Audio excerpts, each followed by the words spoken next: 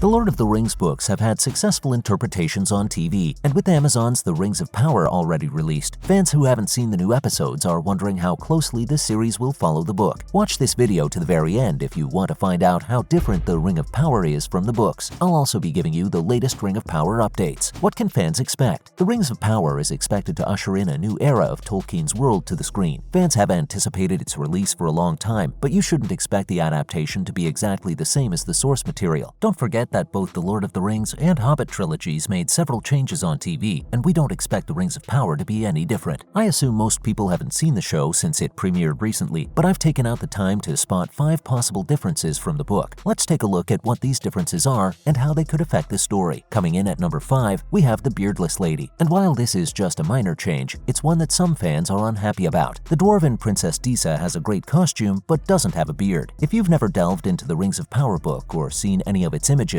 then you'd be wondering why a beardless lady would be a problem. Well, it will interest you to know that Tolkien Dwarven women have beards, going by their traditional descriptions anyway. Tolkien himself mentioned this at one point. Fans familiar with Dwarven women's looks may find the beardless woman strange, but I'm sure they'll get used to it in no time. The case may be that Disa shaves regularly, and as funny as this sounds, it might just be possible. Another thing we need to consider is that Disa could be a second-age Dwarven woman, and beards are no longer a thing for them. After all, beards keep going in and out of style among us humans too. Also, consider the negative connotations that could be associated with putting a beard on a woman of color. The producers might be aware of this and decided to scratch it off. Beard or no beard, we just hope that it doesn't affect the plot and story in a negative way. Next at number 4 is the Harfoots. Judging from what I've seen so far, it's quite obvious that they will have a major part to play in the Rings of Power story. There's actually a possibility that they have some sort of connection with the rise of Sauron. If this is true, then it goes against what's written in the book. Yes, the Harfoots were mentioned in the book, but they weren't involved in any major events, nor were they influential in a significant capacity. However, we have to consider the fact that not much is known about the timeline, and that it's possible that there are Harfoot stories that we do not know about. It's also possible that they were included in the show simply because fans usually expect to see hobbits in a Lord of the Rings story. At number 3 is another dwarf change. The new series will feature both Durin III, the king of Khazad-dûm, and his son Durin IV. This is one of the most significant changes to the dwarven law in the book, as they believe that the Durins are all reincarnations of the original Durin. The major factor here is that as reincarnations, they are to direct father-son lineage, and 2 of them cannot be around at the same time. It is obvious that the show wants to scrap that law and simply make the Durins a royal family. We're getting close to the number 1 difference between the Rings of Power book series and the book. Next at number 2 is Lady Galadriel. From the looks of things, it seems Lady Galadriel is going to be one of the main characters of the Rings of Power. But that's not all. It also looks like she'll be a toughened-up military leader too. And while this would be great to see, it goes against who she is in the book. It's true she's a powerful being in the original story, but it never stated that she led large armies to battle. Also, the book never spoke of her wearing any sort of armor or wielding swords. In more ways than one, this was a role that sounded more like Elrond's. However, we don't know much about what she was up to during this period. Finally, at number 1, the timeline. The biggest difference you will notice in the Rings of Power TV series is the change in the timeline. The book covers about 2,000 years, which is obviously a long time. However, the creators of the TV series have decided to cut this down into a single human lifetime. Many fans will find this change very drastic, as it will most likely affect the story in several ways. For instance, events that happened hundreds of years apart in the book will now happen days or weeks apart in the series, thanks to the compressed timeline. To the writer's credit, there's some logic behind this change, as it's a great way to tell a coherent story and have the non-elven characters stay around. So guys, those are the 5 ways the Ring of Power TV series will be different from the book. And with that being said, let's get into some interesting Ring of Power updates. Who's directing Rings of Power Season 1? Several hands were hired to direct different episodes of Rings of Power Season 1. First, there's J.A. Bayona, who directed the first 2 episodes. I'm sure fans will know him for his work on Jurassic World: Fallen Kingdom. Co-executive producer Wayne Che also took the director's seat, as he was responsible for directing as many as 4 episodes. You may also know him from his work on Doctor Who and Preacher. Last but definitely not least is Charlotte Brandstrom, who did very well on Outlander, The Witcher, and Jupiter's Legacy. She was tasked with directing 2 episodes. So those are the 3 directors for Rings of Power Season 1. Will there be Rings of Power Season 2? As of right now, there is no official word on whether or not Rings of Power will be returning for a second season. However, given the popularity of the show and the fact that it was renewed for a second season before it first even aired, it seems likely that we'll see more of this fantasy series in the future. So keep your fingers crossed and your eyes peeled for any announcements. The first season of Rings of Power is slated to have only 8 episodes. This might seem too little for a story this big, but it might just be that the creators want to test the waters matters first. If all goes well with Season 1, then there's every possibility that the producers will extend the number of episodes in the subsequent seasons. So for now, fans can enjoy the 8-episode first season of Rings of Power and then wait for more in the future. What is the plot of Rings of Power? According to Rings of Power showrunner Patrick McKay, he said the show will be about friendship, brotherhood, and how the underdogs can overcome great darkness. The show will also focus on the fiery elven queen Galadriel, who is a militant leader of the northern armies. It will also tell the story of Halbrand, a resourceful fugitive whose shady past keeps him running away from old troubles. The story of the Hobbit ancestors known as Harfoots will also be represented in the series, as well as a blend of other stories revolving around several denizens of Middle-earth like dwarves, elves, giants, and humans. The first season will ultimately be about the build-up to the War of the Ring and how the members of the Fellowship are brought together. With such a complex plot, it's sure to be an epic series that fans will love. Who's in the Rings of Power cast? The Rings of Power has as many as 22 major characters and dozens of supporting casts. It also features hundreds of extras that appear in correlated backstories. It's not an easy feat of getting such an amount of talent together, and while not all of them are majors, here's a list of a few of the faces you should expect to see regularly on the show. Morfydd Clark stars as a younger version of Galadriel, the character previously portrayed by Cate Blanchett, while Game of Thrones Benjen Stark, Joseph Mawle plays the role of Oren. Robert Aramayo, another Game of Thrones actor who did a great job as a 20-something Eddard Stark, will play the role of young Elrond. Other significant co-stars you will see on Rings of Power are Anson Boone, Maxim Baldry, Markella Kavanagh, Owen Arthur, Nazanin Boniadi, Ismael Cruz Cordova, Emma Horvath, Tyro Muhaffedin, Sofia Nomvede, and Charlie Vickers. So guys, what do you think about the changes being made in the Rings of Power TV series? Do you wish they had told the story just as it was in the book, or are you happy with the on-screen modifications? Let us have your thoughts in the comments section, and when you're done, be sure to give this video a like and a share. Don't forget to hit the subscribe and notification buttons too. If you do, then you'll be able to watch more entertaining videos like this.